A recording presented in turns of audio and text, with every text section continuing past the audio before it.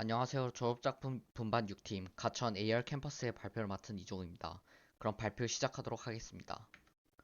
발표는 동기와 목표, 구조, 특징과 변동사항, 데모 비디오, 마케팅과 위키 순으로 진행하도록 하겠습니다. 우선 동기와 목표입니다. 가천대학교 AR 캠퍼스를 구상하기까지의 과정입니다. 우선 저희는 비대면 수업에서 대면 수업으로의 전환으로 인해 많은 학생들이 그들의 학년에 상관없이 길을 찾는다는 것을 어려워하는 걸 확인했습니다. 이 상황에서 저희는 신입생과 재학생을 포함하여 학교에 새롭게 등교한 학생들을 위한 가이드라인을 만들어야 하겠다 생각했고, 그것이 동기가 되어 저희의 프로젝트를 시작하게 되었습니다. 그렇게 저희 팀은 기존에 해결해야 했던 학생들의 가이드라인 그리고 AR 기술을 통합하여 AR 기술을 활용한 학생들에게 학교에 안내를 해주는 가천대학교 AR 캠퍼스를 만들기로 결정하였습니다. 두 번째로 저희가 기획한 프로젝트의 구조입니다. 전체적인 구조는 다음과 같습니다. 우선 내비게이션 기능으로는 맵박스라는 내비게이션 SDK를 활용하여 GPS 데이터를 유니티와 안드로이드 스튜디오에 전송합니다. 어플에 GPS 허용을 주게 되면 어플 속 지도를 활성화시킨과 동시에 내비게이션 기능을 활용할 수 있게 됩니다.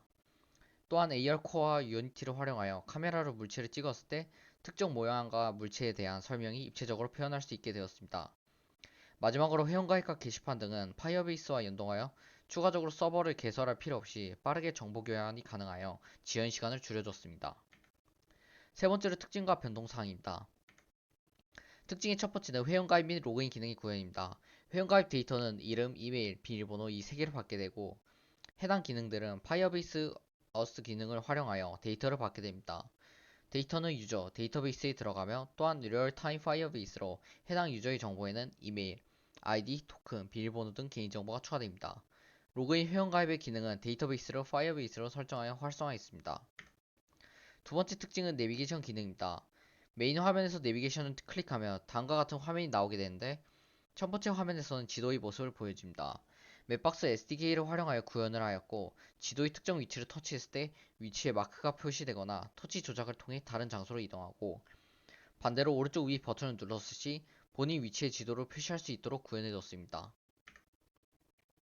왼쪽의 팝업 메뉴에서는 가천대학교의 주요 건물 리스트가 보여 특정 건물을 터치했을 시 해당 건물의 위치로 옮겨지게 됩니다. 종착지를 터치하고 길 안내 시작 버튼을 누르게 되면 내비게이션이 활성화되면서 소요시간, 거리 등이 표시가 됩니다. 또한 차량이 아닌 보행자를 위한 길을 보여주도록 설정해뒀습니다. 세 번째 특징은 AR 기능을 활용한 대학교의 주요 랜드마크, 유니티의 기본 AR 트래킹의 경우 여러가지 물체를 인식할 수는 있지만 그에 대응하여 표시된 이미지는 한 개만 지원됩니다. 그래서 각각의 이미지별로 개별의 오브젝트들을 표시할 수 있는 스크립트를 만들어 주었습니다.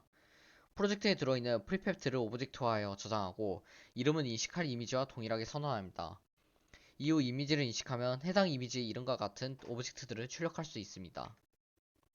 인식하고자 하는 사진들은 레퍼런스 이미지 라이브러리에 저장합니다. 각각의 사진들을 인식했을 때는 레퍼런스 이미지 라이브러리에 저장된 사진들의 이름과 똑같이 만들어진 오브젝트들을 출력합니다. 내비게이션 버튼에서 터치 에어를 누를 시 실행이 되고 오브젝트마다 터치 이벤트를 설정해 놓았기 때문에 터치가 감지되면 어떤 오브젝트를 터치했는지 파악하고 각각에 맞는 설명씬으로 이동합니다. 설명씬에서는 해당 건축물 혹은 기념물에 대한 사진과 설명을 보여주도록 구현해뒀습니다. 졸업작품 2에서 3으로 바뀐 사항들은 우선 앞서 설명한 AR 랜드마크 설명 기능에 위치 기반으로 설명을 활성화할 수 있도록 구현했습니다. 해당 위치에 가면 오브젝트가 활성화되고 터치 시 랜드마크에 대한 스크립트가 출력됩니다. 다음은 회원가입에 대한 기능에 이어 게시판 기능을 추가했습니다. 유저가 가지고 있는 정보들을 게시판에 저장하여 타 유저들과 정보 교환이 가능하도록 했습니다. 해당 데이터는 포스트하는 파일 형식을 따로 만들어서 텍스트와 게시물 토큰을 저장할 수 있도록 했습니다. 게시판에서는 유저가 작성한 게시판의 내용을 직관적으로 볼 수 있도록 제작했습니다. 다음은 데모 영상입니다. Mic off.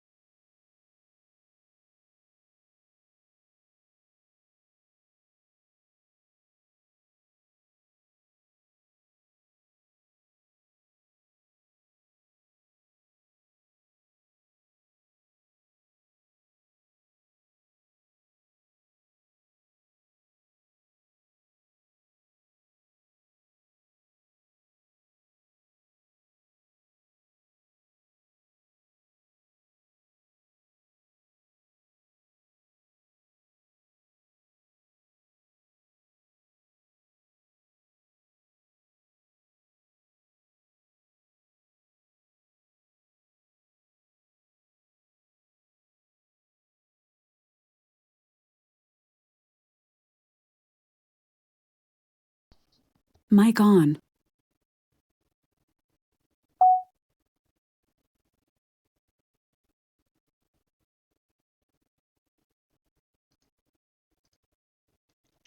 다음은 마케팅 파트입니다. 저희 팀은 애플리케이션 마케팅을 위해 크게 세 가지로 나뉘어 마케팅 플랜을 세웠습니다. 첫 번째는 비즈니스 모델 캔버스를 도입하여 저희가 가지고 있는 애플리케이션의 장단점뿐만 아니라 각 주요 특징, 구조 등을 분석하여 효율적으로 마케팅을 진행할 수 있도록 했습니다. 비즈니스 모델 캔버스에서 분석한 내용 중 주요 사항은 우선 비용 구조로 저희 앱이 등록될 시 들어가는 비용에 대해 분석해본 결과 플레이 스토어 등록 비용과 사용자 수에 따른 서버 비용에 대해 작성한 부분입니다. 다음은 수입원과 고객으로 저희가 어플을 등록했을 시 가지고 있는 가치나 고객을 파악하여 어떤 식으로 등록할지 고려해 보았습니다. 다음은 스와트 분석입니다. 스와트 분석을 활용하여 내부 환경과 외부 환경 각각 요소를 바탕으로 현재 앱에 대하여 분석하는 방법으로 저희 앱에서도 S, W, O, T를 각각 정하여 제작해 보았습니다. 우선 강점으로는 가천대학교에 대한 자세히 정보가 제공됩니다. 하지만 약점과 위협에서는 각각 안드로이드에서만 작동이 된다는 점과 서버 비용을 선택했습니다. 이 스와트 전략을 통해 현재 어플이 가지고 있는 강점과 위협 등을 파악해 효과적으로 마케팅을 할 수 있도록 도움을 받았습니다. 스와트 분석 다음으로 저희는 마케팅 믹스 4P를 도입하여 저희 어플의 제품, 가격, 판매 촉진, 유통 채널에 대하여 각각 작성해 보았습니다. 첫 번째로 저희가 가지고 있는 애플리케이션의 주요 서비스에 대해 살펴보겠습니다. 저희 애플에서 제공하는 기능은 크게 세 가지로 내비게이션, AR 기능을 활용한 랜드마크 설명, 그리고 마지막으로 게시판 기능이 있습니다. 다음으로 프라이스에서는 저희 애플리케이션의 가격에 대해 작성했습니다. 해당 애플리케이션은 우선 무료입니다. 하지만 애플리케이션의 사용 빈도가 증가하면 파이어베이스 사용량이 증가하여 추가 요금이 발생할 가능성이 있습니다. 추가 비용이 발생할 즈음 구글 애드센스를 추가하여 광고비를 받을 계획입니다.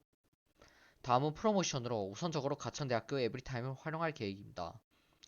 저희 애플리케이션의 주요 목적이 가천대학교 전용으로 제작된 거라 학교 커뮤니티 내부에서 홍보를 하고 이후 웹과 SNS 등을 활용하여 반경을 넓히려고 합니다. 마지막으로 플레이스에서는 가천대학교 커뮤니티나 게시판 등이 첫 번째 유통 채널로 활용되고 이후 웹과 커뮤니티로 넓힐 계획입니다. 다음은 위키입니다. 위키 페이지에서는 첫 번째는 위키의 인덱스와 저희 프로젝트에 대한 설명을 담았습니다. 두 번째에서는 어플에 대한 매뉴얼 및 각 특징들을 위키에 담았습니다. 저희 어플의 특징이 다양한 프로그램들을 활용하고 또한 라이브러리를 임포트하여 프로젝트를 생성한 것이어서 나중에 저희 프로젝트를 보고 조언을 구할 프로그래머들을 위해 자세히 적었습니다. 세 번째는 각 어플에 대한 메소드를 적었습니다. 프로그램이 어떻게 설치되었는지부터 각 코드에 대한 설명을 주석뿐만 아니라 흐름이 어떻게 가는 것인지 또한 작성하여 GitHub 위키에 적어두었습니다. 또한 저희가 참고한 링크와 라이브러리에 대한 설명도 적어두어 보고 쉽게 이해할 수 있도록 했습니다. 마지막으로 저희의 팀 역할입니다. 임시우하고는 내비게이션 파트를 담당했고 이준희하고는 AR을 활용한 랜드마크 설명을 구현했습니다. 마지막으로 이종훈하고는 데이터베이스와 데이터베이스 활용 기능을 구축했습니다. 이상 발표를 마치겠습니다. 감사합니다.